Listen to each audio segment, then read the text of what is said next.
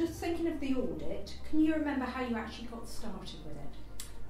So we got started by obviously receiving the audit tool from the association, and we were fortunate that we were quite late in reviewing the audit tool, that we could gather information from other care centres and networks about their experiences and top tips with starting the tool.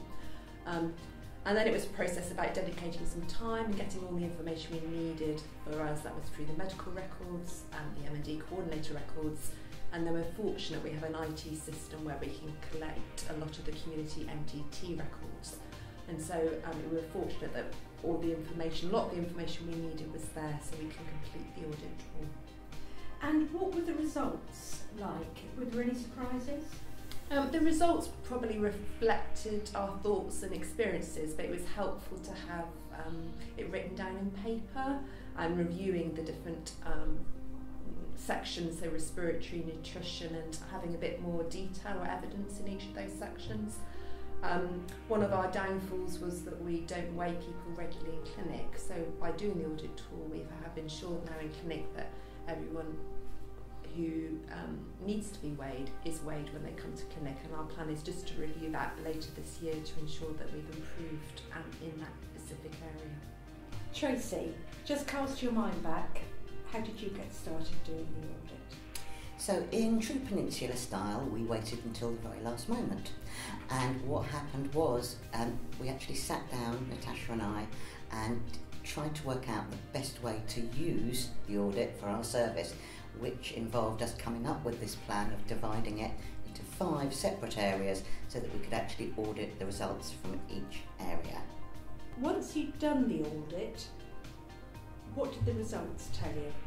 So the results showed us that, in a way, the things we already knew.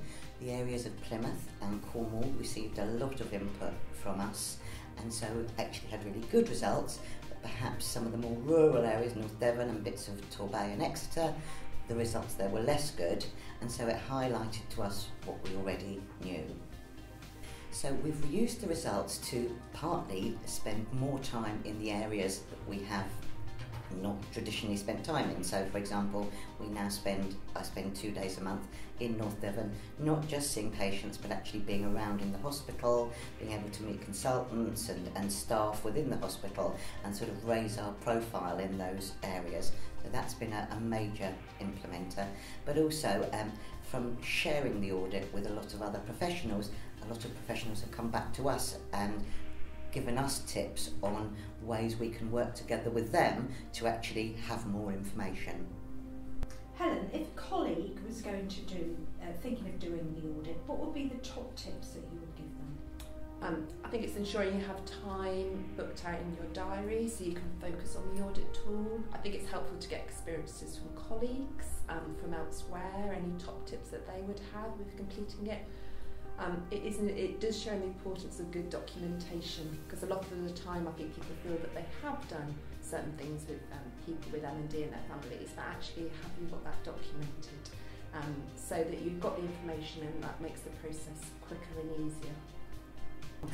The top tips I would give are certainly to share the information with as many people in your locality as you can, because what it does is it highlights to them what they've been doing, because a lot of this is their work.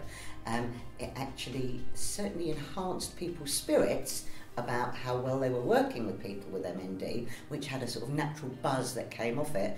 But also, those people on the ground are really good at coming up with the ideas that can change things. So my top tip would be share the information with anyone you can.